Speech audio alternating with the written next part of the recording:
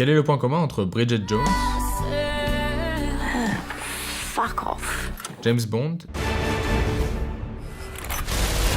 et Nemo? Tu n'arriveras jamais à sortir de là tout seul, laisse-moi faire. Ce sont des films.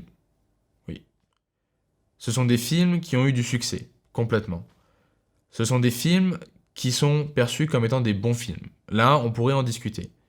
Mais ce qui est sûr, c'est que ces trois films ont un point commun, c'est qu'ils illustrent pourquoi il est important que vous travailliez sur la structure de votre discours ou de votre présentation. Qu'il s'agisse de l'histoire d'un poisson qui est orphelin ou d'une femme trentenaire qui cherche l'amour, ces films respectent deux règles simples. La première, c'est qu'ils savent exactement à quelle audience ils s'adressent. La deuxième, c'est qu'ils suivent une structure qui est facile à comprendre et à apprécier. Chris? T'attends quoi là? Oui, pardon. Ceci est votre obligation hypothécaire classique, d'accord? Les premiers montages étaient simples. C'était juste des structures de milliers de prêts AAA réunis, garantis par le gouvernement. Les plus récentes sont différentes. Elles sont privées.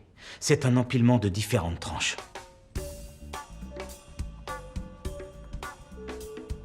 La plus haute, la AAA, est payée en priorité. La plus basse, la B, en dernier, sera donc la première à faire défaut. Maintenant, si vous achetez des B, ça peut payer plus, mais elles sont un peu risquées. Parfois, elles font défaut. Chris? En cours de route, certaines B et double B sont passées d'un peu risqué à merde de chien. Où est la corbeille? C'est de bon augure. Ses chances de gagner cette main sont de 87%. Donc mes chances sont excellentes. J'ai la main heureuse ce soir, tout le monde autour de moi a envie d'en profiter. Pas de danger que je perde. Voilà, ça c'est l'erreur classique. Au basket, on appelle ça l'illusion des séries. Vous marquez plusieurs paniers de suite au cours du jeu, le public est sûr que vous marquerez le suivant. Les gens pensent que ce qui se produit maintenant continuera de se produire dans le futur. Pendant le boom de l'immobilier, les marchés montaient et les gens pensaient qu'ils n'allaient jamais redescendre. Prenez Bridget Jones. Ce film vise une audience qui est clairement définie. Ça va être les personnes qui sont amateurs de films romantiques et un public en général féminin. James Bond, lui, est plutôt à l'inverse. On est sur un public qui va plutôt apprécier les films d'action et qui aura tendance à être masculin. Ces trois films suivent la même structure.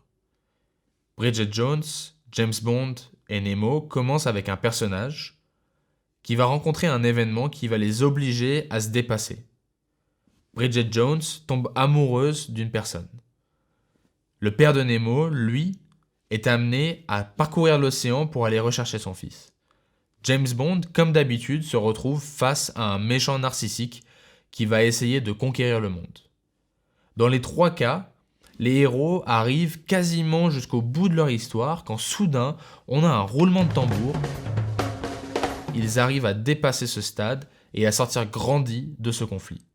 Bridget Jones est amoureuse, le père de Nemo a repris confiance dans l'océan et a retrouvé son fils, et James Bond, comme d'habitude, termine avec une jolie fille et il a sauvé le monde.